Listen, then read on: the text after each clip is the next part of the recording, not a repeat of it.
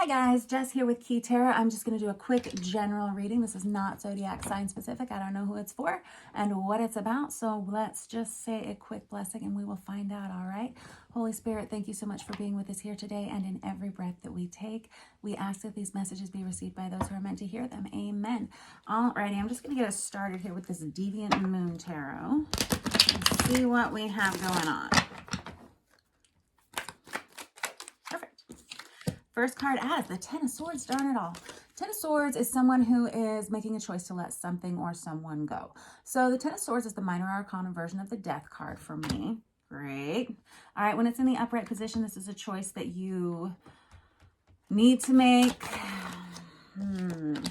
Crossing that, I have the Eight of Cups. Wow. This is someone who's deciding, I don't want it anymore. Whatever it was, I'm not interested. I'm happy to move on from this. This was a choice this choice has been difficult for you to make. This is not a choice that you've taken lightly, whoever you are, whatever this is about.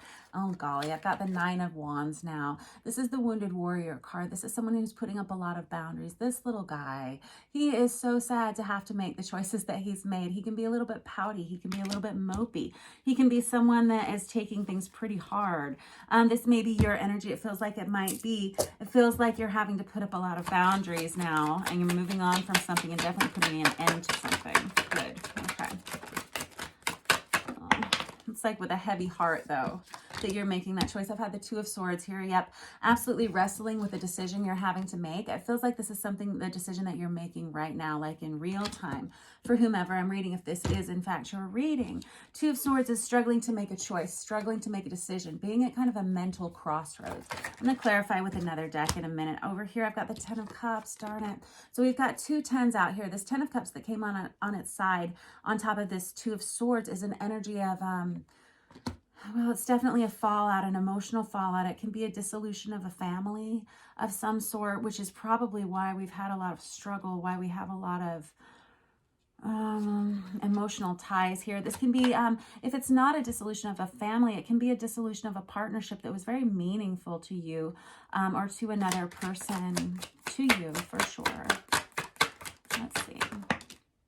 I've got the Page of Swords here. Wow. Okay, so the Page of Swords, and specific to this deck, the Page of Swords in this position, it feels like someone who's been watching someone from afar for a while, and this may be what's educating your choices.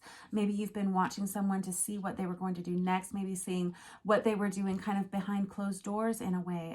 The Page of Swords can be kind of, they can be a little stalkerish. They can be someone who's, again, watching from a distance. Perfect. And we have the Hierophant in reverse. Now, the Hierophant is the card of Taurus, but it is specifically the card of marriage, commitment, stoicism, and traditional values. Whenever we have it in the reverse, this is someone who's saying, you know what, I think it's time to let go of this major commitment, whatever it is in your life. Now, let's clarify real quickly with this Tarot of Wonderland and see if we can get a little bit more information about this situation and kind of how to help heal it in some way. I understand that this causes a lot of pain for someone, for you, it feels like, or maybe for everyone involved in this situation. Let's look here. Yeah, I've got the Two of Pentacles in reverse, which is kind of an energy of things being tremendously off balance and not being sure where to go next.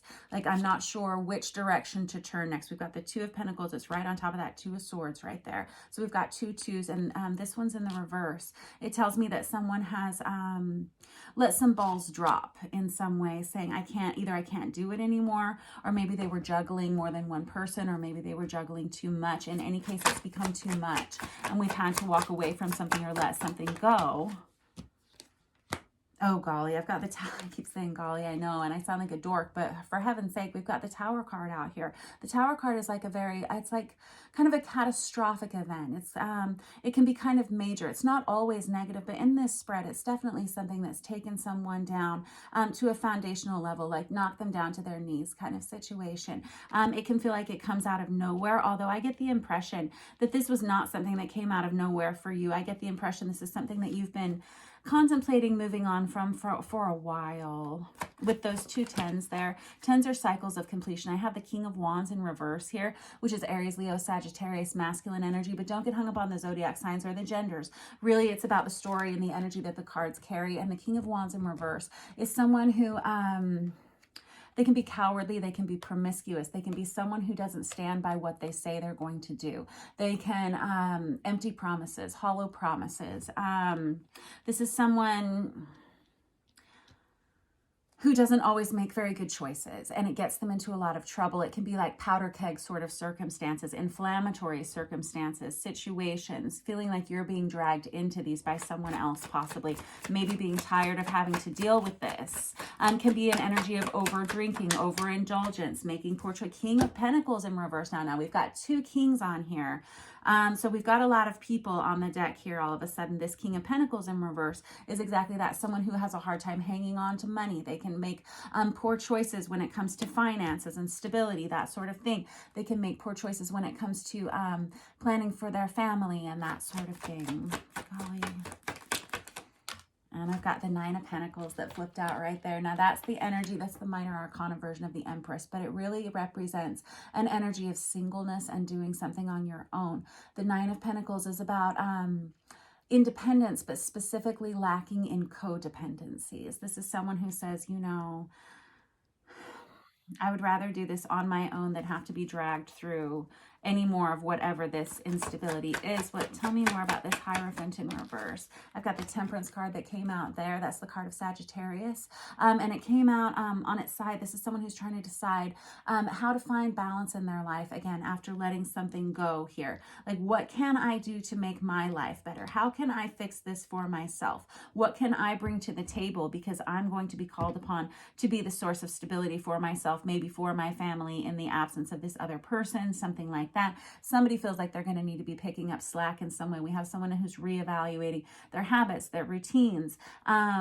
This is someone who's really looking deeply at their own emotional woundings and things and saying, how can we fix this? How can we bring more balance now into this situation, into our lives, now that we have had this major Tower moment? And I've got the Justice card out here. That's the card of Libra, but this can indicate legal processes, legal matters. It can indicate divorce. It can indicate paperwork filing, that sort of thing. And it goes right on top of that Hierophant card. Anything else you want to say about this?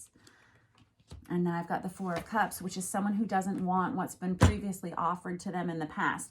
This feels like almost a repeat of the reading that I did for someone yesterday in the daily reading. I don't know who you are and if this is your story, but this 4 of Cups is someone who no longer wants what they have been offered in the past. And while they're still kind of in a state of sadness, looking at what's spilled out over here, looking at how things have gone wrong, right around the corner is that Ace of Cups. And right sneaking up behind him is that Ace of Cups. And whenever we talk about the Ace of Cups, sure, it can indicate a new love relationship that is very healing. But more than that, the Ace of Cups is really our own cup to give to another person, right? And you can't give it to another person until you have filled it with yourself.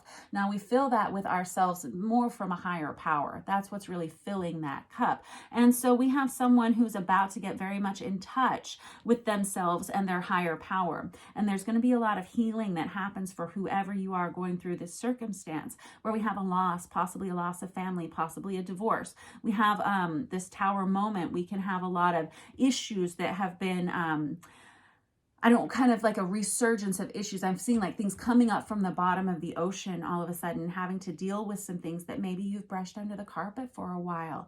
And now we're dealing with things, and we're getting down to brass tacks with how we feel about ourselves and what we want to do next in our lives. Whoever you are, you're going to very soon, you're going to start focusing again on the things that are very important to you in your life. And you're going to start focusing on the things that are going to start bringing you peace. It looks like there's been a lot of instability for a long time. And now we're kind of having to make choices as to what we want to do next here in this situation. And whoever you are, it looks like you're being asked to be quite strong here and to support a lot of things on your own. And although you may feel unprepared for it, I get the impression that you are going to yet still take responsibility for it.